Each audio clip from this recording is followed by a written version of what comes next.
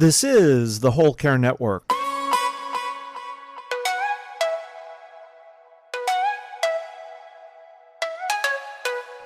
Helping you tell your story one podcast at a time. Content presented in the following podcast is for information purposes only.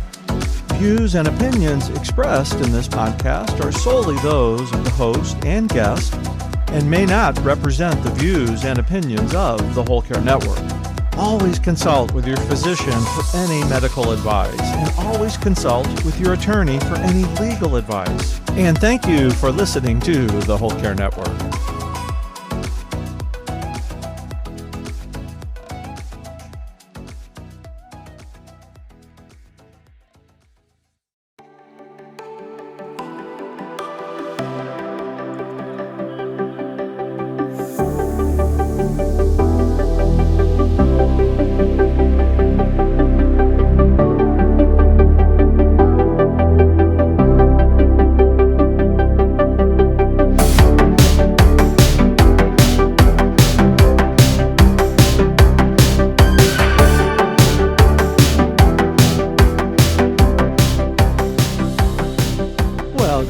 It's Christopher McClellan from the Whole Care Network, and one of the great pleasures I get in my role at the Whole Care Network is to introduce new podcasters that are coming onto the network. And today we have our newest podcaster, Jeanette Yates. Jeanette. Hello. Welcome. Thanks for having me. Isn't this exciting? It is very exciting. I'm very excited to be a part of the Whole Care Network. I love the other podcasts that are on here. And I think that what we all have to share with caregivers is just something that blends well with each other. And I'm looking forward to From Guilt to Good, my new podcast. From Guilt to Good, self-care solutions for caregivers. Now, where were you 10, 11 years ago when I was in the midst of caregiving? Right. I wonder where I was too, honestly, because I was not in a good place 10 or 12 years ago. But over the last decade or so, and especially in the last 5 years, I had to learn really what self-care meant truly. And now I share those things with other caregivers. And one of the ways I want to do that is through this podcast. So that's what we're going to be doing. Yeah, so tell us about the podcast and the guests that you have lined up, and just your why. Why are you doing this? So I did self-care wrong for a long time. I got it all wrong. Mm-hmm. I tried all the self-care things, even in the midst of, my caregiving journey, much like everyone else's, got more and more complicated as the years went on. And I just continued to keep trying to find that self-care, that perfect self-care thing, the thing that would help me feel better. And I never found it. And the reason I didn't, what I learned was that I was constantly still carrying that guilt around. So even when I would manage to carve out time for myself, I was still holding on to the guilt about carving the time out for myself.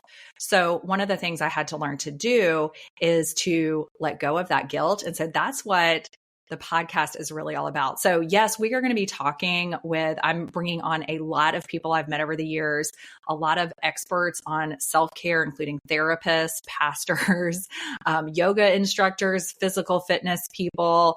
I'm bringing all of these people that I've met over the years that have helped me in my own self-care journey, but also have helped me learn how to let go of the guilt so that I can actually experience the self-care while I'm in it. And then I can carry it through my life. So that is where we're really going to be focusing. That it is so important, because as we all learn through our caregiving journeys, there's no strangers when it comes to caregiving. We all understand. We all know each other's. We may not know each other personally, but we understand the story. And it's through story sharing where diversity meets the road to collaborate on a common cause. And the work that you're doing is so important because, guilt plays such a big role in our caregiving day. Yeah. And I really feel like, that is the big difference. Like none of the things are going to work the workout plans, the massages, the pedicures, the hikes or whatever, it's not going to work if your mind isn't able to be there because you're feeling guilty about what you're not able to do for someone else while you're doing it. And so learning how to really connect with yourself and be present in your moments is a big part of what we're going to be talking about in from guilt to good. And we're going to be really learning how to, because sometimes you can't really just turn it off. Like, it's not like you can just let like go of the guilt. It's a process. So it's a practice. Right. So that's kind of what we're going to be talking about. And I really think too, that once you're able to do that, then the self-care actually starts working. And so I know for myself, I was doing all the things. Like, everyone was like, have you tried yoga? Have you tried meditation? Have you tried journaling? And I was like, yeah, I do all of that. And I'm still miserable. And I'm still, I feel awful all the time. And it was because I wasn't really able to be present in those moments. And so that was the big shift for me. And another reason, I think you asked me about my why, another reason I think it's so, so important that we pay attention to self-care. For me personally, I have my own recovery journey. So I'm also recovering from disordered eating and things like that. And so self-care, every caregiver, every person, every human needs to take care of themselves. Right. But when you're in a recovery situation, you really need to be proactive and intentional about it, or you're going to struggle. So that is especially my why, is to make sure that everyone knows that they are worthy of the same care that they give other people, and not just so that they can help other people. So we hear a lot, put on your mask first, you've got to fill your cup so you can, help others, all that kind of stuff. And it's like, no, I mean, yes, I don't want to say no. Yes. Right. Mm-hmm. I get it. But also, you deserve care because you're a human, because you're a person, because you're a worthy human being. Whether or not you caregive for someone else, you still deserve to take care of yourself. And so I want people to know that first. And here's what happened to me when I did it.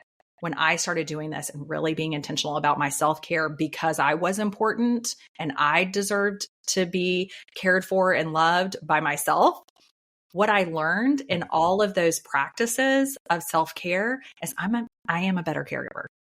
Right. I am a better caregiver now. Yeah. Isn't that nice to get that realization that when it finally connects?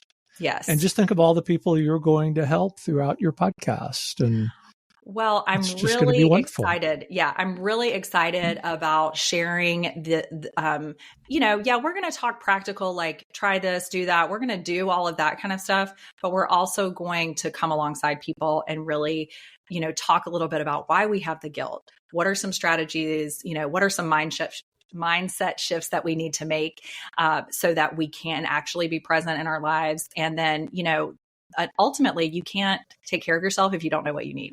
Right.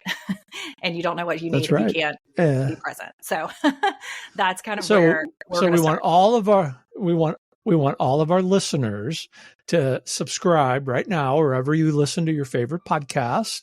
Yes. You can learn more about Jeanette's work at theselfcaregiver.com, and you can visit Jeanette's landing page on the Whole Care Network. Guilt to Good self-care solutions for caregivers. So, Jeanette, what are your final thoughts as we close your first podcast on the Whole Care Network? Yes. So like you said, Chris, I would love everybody to go ahead and subscribe. We're going to be dropping some great episodes coming very soon, and go to my website and also check me out on Instagram. I also share a lot of insights over there. So you can head over there too, but please subscribe, and we will see you soon on the Whole Care Network. Thanks for joining me today, Jeanette. It's going to be great to have you a part of our family here at the Whole Care Network. Thank you so much. I'm very excited. Looking forward to it.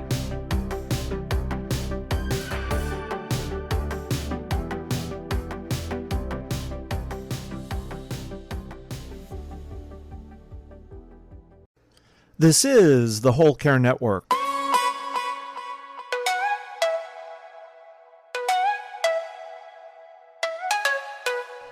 helping you tell your story one podcast at a time.